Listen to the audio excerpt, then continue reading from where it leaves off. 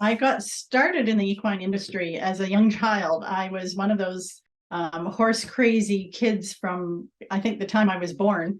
Anytime I saw a horse, that was the first, horse, pony, horse, pony. So that was that was the start of it. And I had very kind parents who eventually, after me begging every Christmas for a horse, I got one in when I was 8, and that started my journey into Pony Club, and that was sort of the beginning of how I began on this adventure.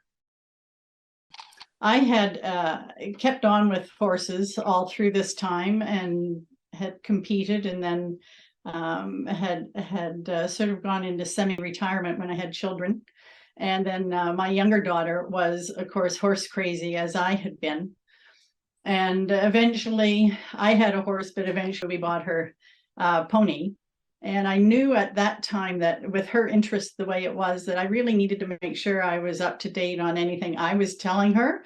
I didn't want to rely on my old Pony Club knowledge. So I then noticed, I guess it was in, whether it was in Horse Sport or something, an ad for the courses, and enrolled immediately.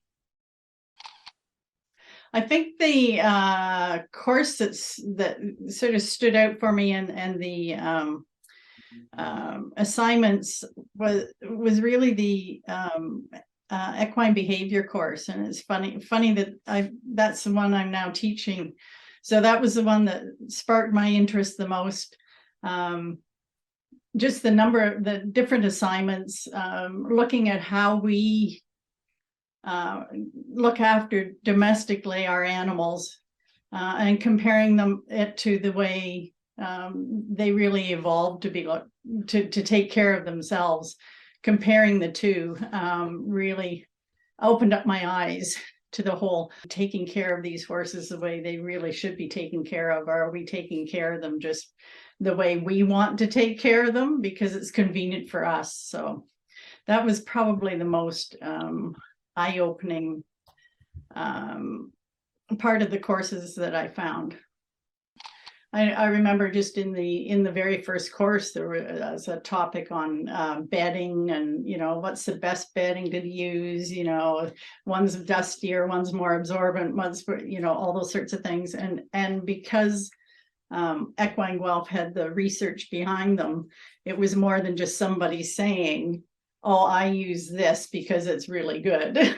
There was evidence-based information that you could go by that stated, yes, this was a better, superior bedding if you're looking for a dust-free, if you can get to that point, bedding. So certainly if you had a horse with any sort of breathing issues, you'd be wanting to look for ways to reduce dust in your barn.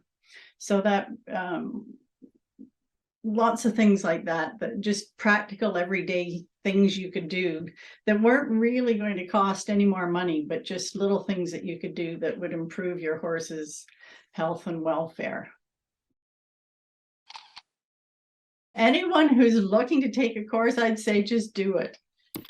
And I might just say that do it when you also have time to spend the time required on the course, or what they say required on the course, because you will learn so much more if you really engage in the discussions and all the topics with your other students and the instructor as well. We often had some really good groups, and the discussions were wonderful. I learned so much from the other students, what they were doing and how they were coping with issues. And the instructor would pipe in and say, this is a good idea. Go in that direction. You're going in the right direction. It was just, I think if you're going in it just to get your certificate or whatever, and not spending the time to really learn, you won't get as much out of it. So yeah, I would advise them to, summertime, wintertime, whenever your time is a little freer, get into a course, and I think you'll really enjoy it, and you'll learn so much. And your horse will, if you have a horse, your horse will thank you if he or she could. for improving their welfare and health and maybe even your safety working with your horses.